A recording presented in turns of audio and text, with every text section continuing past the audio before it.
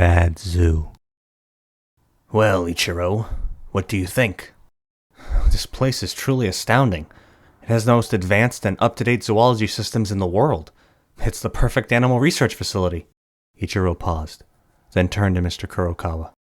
So, I don't really understand why I was hired. I mean, the pay is good. Very good. I really do need the money. But I didn't study zoology. I studied anatomy. I know, my boy. I read your file. When we sent you an offer to work here, we were specifically looking for someone like you. Your knowledge of human anatomy and physiology will be of great use to us. Ichiro and Mr. Kurokawa stepped into an elevator. Ichiro watched as Mr. Kurokawa entered his badge into the wall panel before pressing for the bottom floor. The elevator smoothly began to descend. Well, if you think I'll be helpful, I'll certainly provide you with my best. So, what animals am I going to be in charge of first? The elevator came to a stop and the doors swiftly opened. Ichiro waited for Mr. Kurokawa to exit first, but he didn't. Ichiro was about to speak, when suddenly, "You'll be looking over a Bengal tiger." Mr. Kurokawa exited the elevator. Stunned for a brief moment, Ichiro quickly followed. A Bengal tiger? That's amazing. Aren't they endangered? They are. That is why your job will be very important. The two men walked briskly down a long corridor filled with rows of doors, each one heavily fortified, until coming to a stop. Mr. Kurokawa entered his badge into the keypad located on the right side of the door. It opened slowly this time. After you, Ichiro. Ichiro quietly entered the room. Inside was a freshly cleaned and modified observation room. Adjacent was a large wall of glass, where inside was... What the hell is that? Mr. Kurokawa came up behind him. The future of humans and animals. We call them Huminals.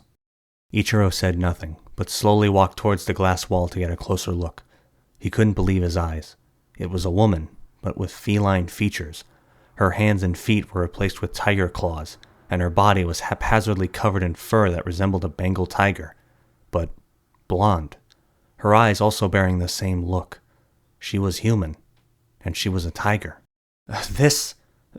How? Why? I'm impressed, Ichiro. Many who first see Tora here have a much less composed reaction.